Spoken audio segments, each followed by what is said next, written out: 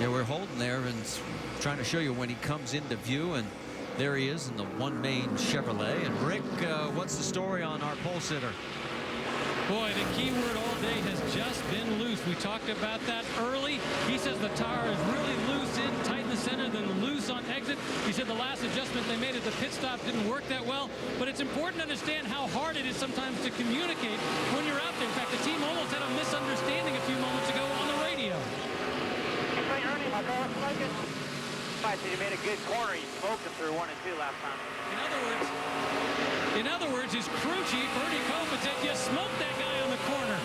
Sadler said, you mean I'm smoking? He actually had to say, no, relax. You're smoking the guy. You're doing good. Unfortunately, not as good as they'd like. They've got to work on this car throughout the course and hope that when it cools down, the car will start coming to them. Well, you know, he keeps staying loose, and they keep saying that's their main problem. Well, he's definitely showing us that he is smoking the right rear. You see, he comes over the hump there, and the car goes into a loose condition. He's got his hands full. He's got his hands full, Kenny, and he's distracted. You can tell. You could tell by the comments he made back to Ernie Cope. You look at Scott Wimmer trying to work underneath of Elliott Sadler, and Elliott Sadler is preoccupied. You can tell the car's so uncomfortable, and there's nothing worse than being uncomfortable in a race car. And that is for position. Wimmer is 18th, and he's trying to take the spot away from Elliott. And Sadler, you know, when he has been on his 2 prior poles in 2011, has not finished better than 5th. But right now, he is mired back in the middle of this field in 17th. Well, and what will add to the frustration is he can go by and he can look up on that scoreboard and he can see his team car running in 5th position. Look at this, the battle for the lead, and lap traffic's going to play a part. Ricky Stenhouse Jr. had a run but had to check up as the 01 of Mike Wallace and the 15 of Timmy Hill have got their own battle going on. They're running for 22nd and 23rd and trying to stay on the lead lap. Well, that's not going to work out for him. But it didn't work out for Ricky either. No, because now he's got to track down Carl one more time. But as soon as he clears Hill, he's going to be in fine shape. He was a 10th to a 10th and a half faster than Carl Edwards. There's no question the 6 car has gotten it turned around.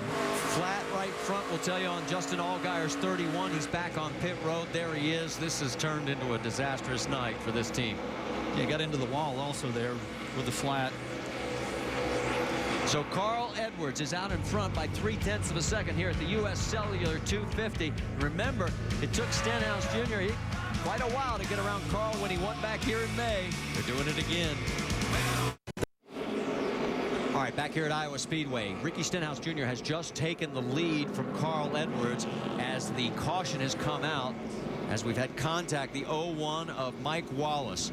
After having cowboys and aliens on the car for weeks, he picks up sponsorship from the Iowa 80 truck stop just down the road a piece, and unfortunately looked like he may have had that right front situation that we've seen before tonight. Let's go back and show you exactly what happened on the lead change, our 5th of the night. Yeah, Ricky actually drove a car length deeper into turn 3, got to Carl's bumper and just finished him off on the front stretch getting into turn 1, showing a lot of muscle. We're going to watch from on board with Ricky here. I'm sorry, with Carl from the back. Positions himself, gets alongside Carl, kind of stalls Carl when you can get alongside, dumps some air on the car's spoiler, finishes the pass before they get to the bump. 3rd caution of the night. Stenhouse leads the parade down pit road as the action's going to pick up as we send it down to Jim. All right, Carl Edwards is going to come in. He was good in the entry to the center, tight in the center, and he was good off. They're going to go around and take 4 tires. Ahead of him, Michael McDowell got very tight through the majority of that green flag run. He was very, very tight off turn 4 in particular. Shannon. Ricky Stenhouse Jr. went battling a little bit of a loose race car. They made a wedge adjustment and air pressure and took 4 tires. Rick? And Sam Hornish Jr. brings the car in. They're taking 4 tires. So far, they've liked the way the car has worked. The secret now is to keep it doing exactly the same thing as they go back out. And look at Mayhew's team as they have picked up 4 spots on the race off pit road. Edwards, Stenhouse, Hornish Jr., Bain, McDowell follow. As we'll check in and see exactly how many tires that 33 took, as we have clicked off 101 of the 250 laps here at the Iowa Speedway.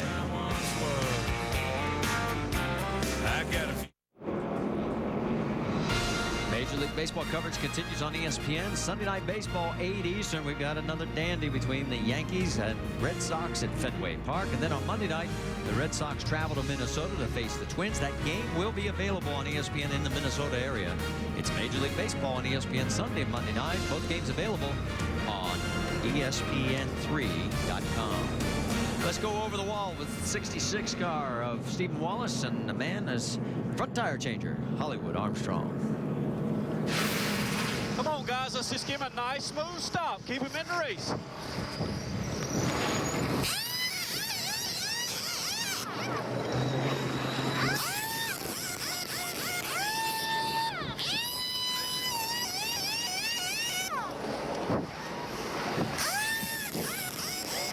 Come on, baby. Bring it. That's what I'm talking about. Boys, that's what I'm talking about. We brought it. Woo! Yeah! Steve's best career finish here 5 times. He's finished 5th, and he won here in ARCA back in 2006. Let's check in with our in-race reporter, Ricky Stenhouse Jr. He's running 3rd. How about it, Ricky Craven? Ricky Stenhouse, this is Ricky Craven. You got us? 10-4, I got you, Ricky. Boy, the car looks like it's really come to life. Is this just a matter of the track cooling down and coming to you, or do you make some good adjustments? I think it's a little bit of both. I'm really good where the shade is up off of turn 4 there. But we've been tightening this thing up a little bit. It's been a little free in. Mike Kelly and the guys on pit roads have been doing a good job for us. Now, you're making it exciting for us. Good luck. Thanks a lot. 10-4, not a problem. All right, so let's update you. We had no lucky dog again because of the man who was involved was in the lucky dog spot. That was Mike Wallace. A couple of wave rounds, Blake Cook and Derek Koch. We've got a total of 21 cars now on the lead lap. And from 31st on down is either off or out of this race. And there, as you see, David Mayhew took only 2 tires. Everybody else took 4.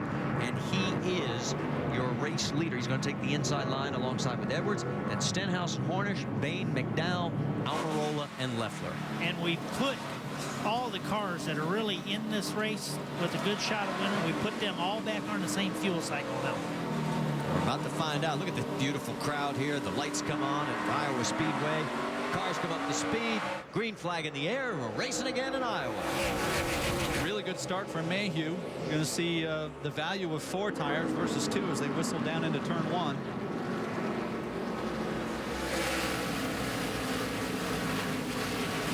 Carl was able to hang on his right rear, which prevented Mayhew from drifting up.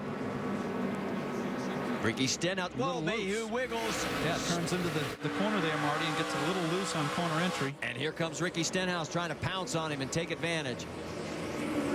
It is a great save. Really, really good job by David Mayhew.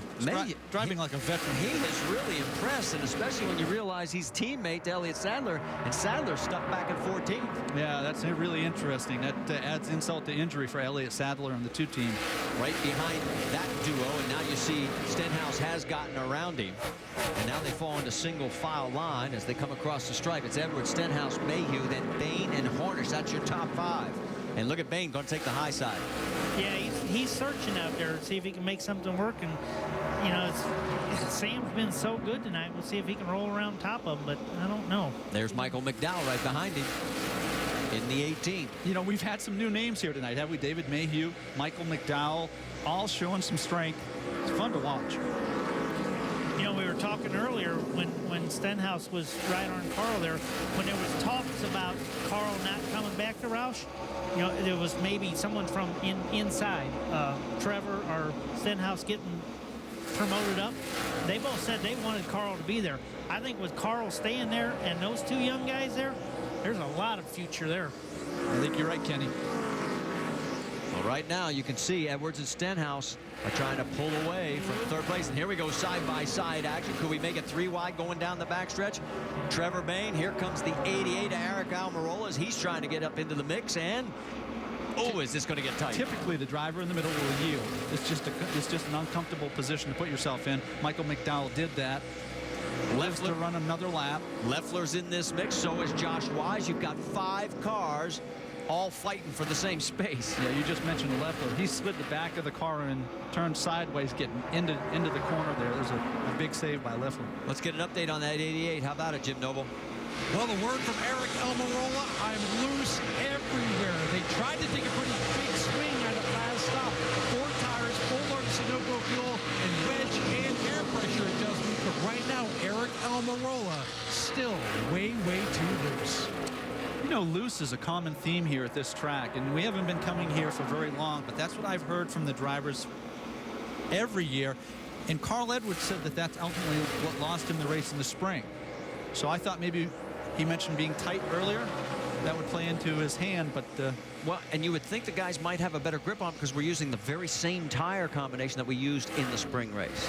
yeah, that's a good point, Marty. And you know, the difference is that was a day race, and this is more or less a night race, or it will be before we're done. You can see the sun still in the eyes as they head into turn number 4, coming out of 3, and you're on board with Eric Almirola as he has got a mirror full of Michael McDowell. The faster the track is, the more that loose bothers the driver, because you just figure that you're going to hit harder. Well, we were talking about loose, loose, loose. Let's go back and show you what happened to Michael McDowell. This is from the 88 of Eric Almirola. Whoa. Open the door. Thank you. I'll go through. That's a big slide, and you know, you got to give Sam Hornish credit. I'm sorry, that's Trevor Bain to his outside. Trevor sort of sensed that. You know, and that's from your peripheral vision. That's not something that you can teach drivers. You have to sense that, and Trevor moved up to save both of them. Jason Leffler taking a peek underneath the 18, trying to move ahead. So far, McDowell able to hold him off. Josh Wise in the 7. He's also in that mix. You can see they're all battling for that 7th spot. And there's Brian Scott. Marty, there are no free lunches here tonight. We've seen cars clustered all night long, haven't we? That's what we love about this track. This is the way it's been. Let's get an update. First time we've had a report from pit road on that 7. How about it, Shannon? Yeah, it turned out to be a really solid run for Josh Wise, who started this race 18th. And while most of the guys are battling loose conditions, the 7 is actually saying he is tight center off. We got some great racing right now, side by side, between the 38 and the 18 guys. And remember, Josh Wise, last time we raced here in May, he had brake problems early on, about 20 laps in, and he actually ended up finishing 29th. So really solid run for the 17. So as those guys continue to battle it out, let's check in once again on the race lead, because Carl Edwards and Ricky Stenhouse are trying to make it their own little show, at least for this stint, as they pulled a 1.6-second margin over David Mayhew in 3rd. There is Carl. And right behind him is Ricky Stenhouse. So the pair of Fords in front of the Ricky Mayhew in his debut in the Nationwide Series. There's positions 6 through 10 at Iowa.